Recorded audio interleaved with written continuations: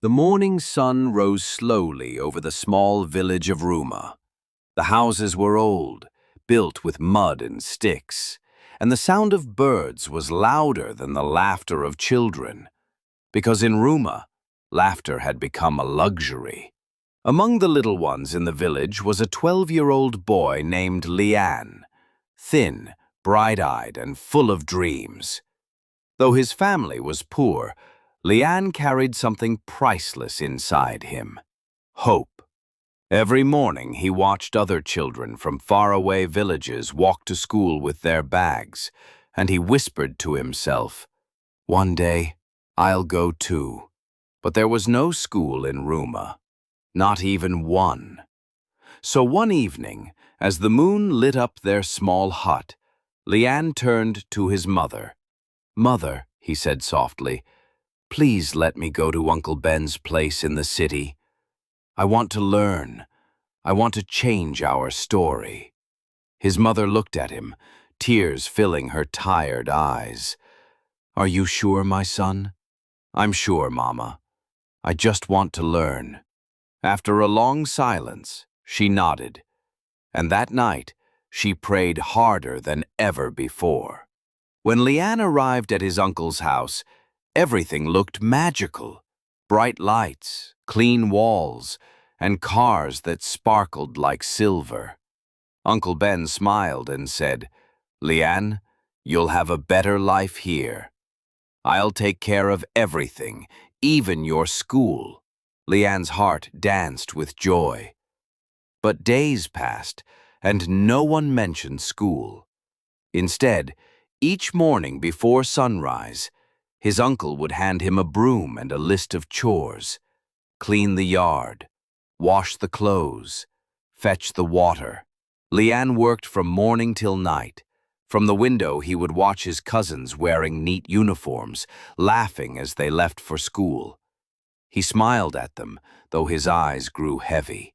At night, when everyone else was asleep, Lian would sit by the corner, draw letters on the floor with his finger, and whisper the alphabet to himself, afraid to forget what he once learned.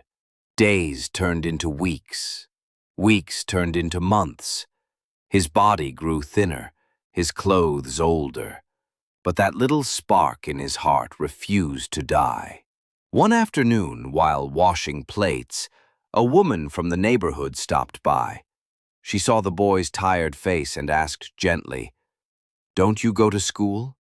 Lian looked down. "No, ma'am." "Would you like to?" His eyes brightened. "More than anything in the world." She smiled kindly. "Then don't give up, child.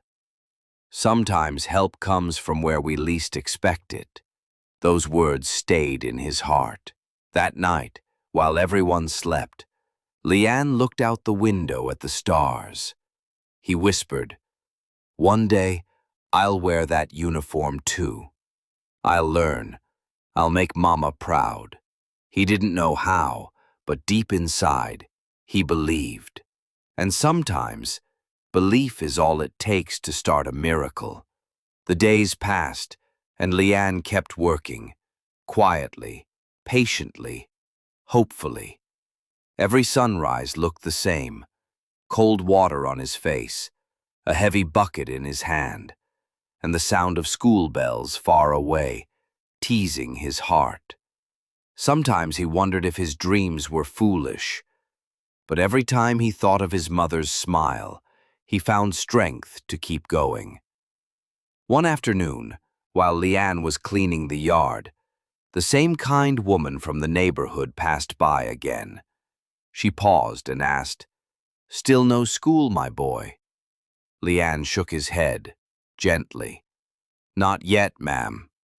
But I'm learning on my own," he said, holding up a small, torn notebook he'd been writing in secretly at night. The woman smiled softly. There was something in Lian's eyes, a quiet fire that could not be hidden.